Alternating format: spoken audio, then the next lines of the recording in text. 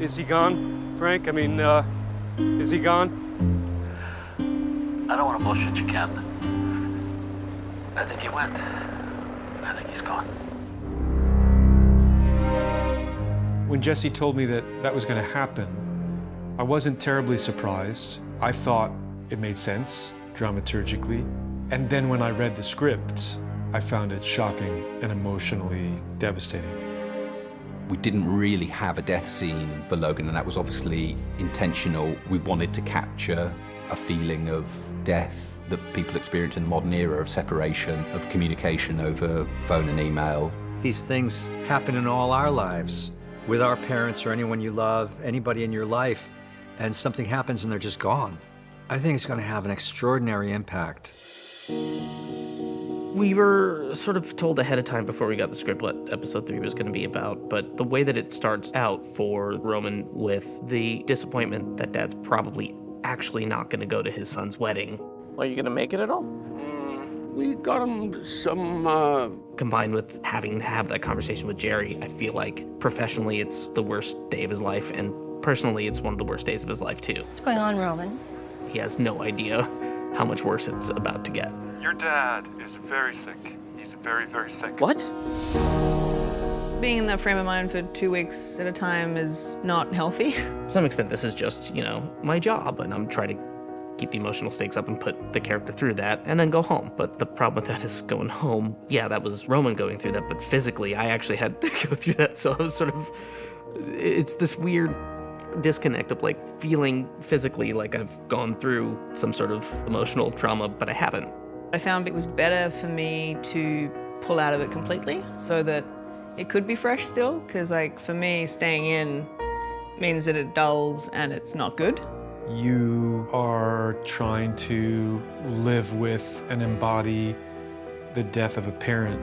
It was hard. One of the things about this show, time and time again, I'll be given something that I think this is the limit of what I'm capable of as an actor. Here's my wall. And then you have no choice but to go through that. And this episode was one of those. Con. Did you take care of that for Con. us? Yeah. It's serious. Come here. I was taught a long time ago that you just have to accept the fact that your performance is going to come from all the other characters around you. If you're just open to what is going on. They think he's dead. And when Sarah came in to tell me, and Sarah was a puddle, that it was just like game over. You don't have to act. Shooting the episode, honestly, it was quite exciting because it felt high risk. It felt like the most exciting episode we'd shot because it moves in real time. From that phone call to the end, things have to become an emergency. In the planning of the shots, it felt to me like the camera had to be almost sadistically voyeuristic. It had to stay really close without kind of taking its eye off them, because every time we cut away from the siblings, it seemed to let them off the hook. So we worked on this idea of how could we keep the action as fluid as possible so it's unflinching.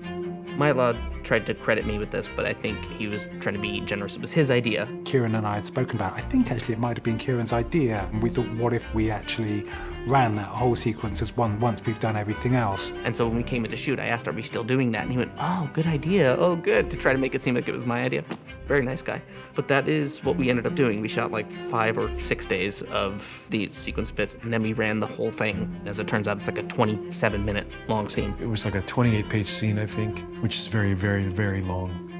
On a movie, you'll shoot like a 2-page scene in a day. And we shoot on film, so that meant we can only shoot for 10 minutes, and then the camera needs to be physically reloaded with the new roll of film. So the camera operators worked on this idea of basically hiding rolls of film around the set and hiding a third camera body, doing super fast reloads so that one camera would always be running so they wouldn't have to reload at the same time. It was us doing like a one-act play on a boat in several rooms with background actors, with lighting everywhere with 3 cameras, and it was unlike anything I'd ever done before, and it was extremely exciting. We just did the one. And I think a massive percentage of that ended up being in the final cut. I think today's the day. Suddenly, episode 3, he's gone. And when you've removed that one element, you're going, well, where's the conflict? The idea of it not happening at the end of the season, but happening in an early or mid-season episode. You take all the places you'd expect such a kind of humongous event and play the exact opposite of that. And I thought that was just a brilliant, brilliant idea. There's a couple of sort of factors that play into where Logan's death falls in our narrative trajectory. One is a sort of base one of like, oh, maybe it'll surprise people. Oh, man. You know, I am not immune to such thoughts of wanting to keep the show exciting and fresh. I think much more prominent was the feeling that if we're going to do this, we don't just want to see people crying and then have a funeral and be done with the show. We want to see how a death of someone significant rebounds around a family. The sheer heft of that character and his presence, one can't help but associate that with Brian and his presence on set, and as such a huge gravitational force around which our creative work over the past few years has spun.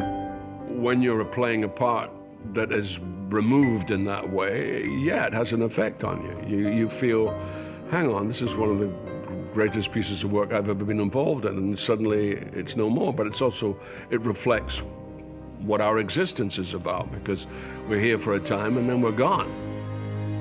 I was very nervous to tell him, you know, because there's lots of anxieties about whether it's the right creative decision, and there's anxieties that someone who I love working with and has been at the center of the show will feel rejected on a human level for not being in it anymore when he's been so central to the whole thing. Here's to us. When you work with the genius of somebody like Jesse, it's always sad when that comes to an end. There's no question about it, because you've had such great respect. We're out of here. He took it like a total pro, and he was professional and decent and kind and enough to make it, yeah, a pretty good meeting, but a sad and significant one. It's going to be hard when the public see that he's gone in episode 3. I think they're going to find it tough, because they've lived with Logan for so long, so they're going to miss him.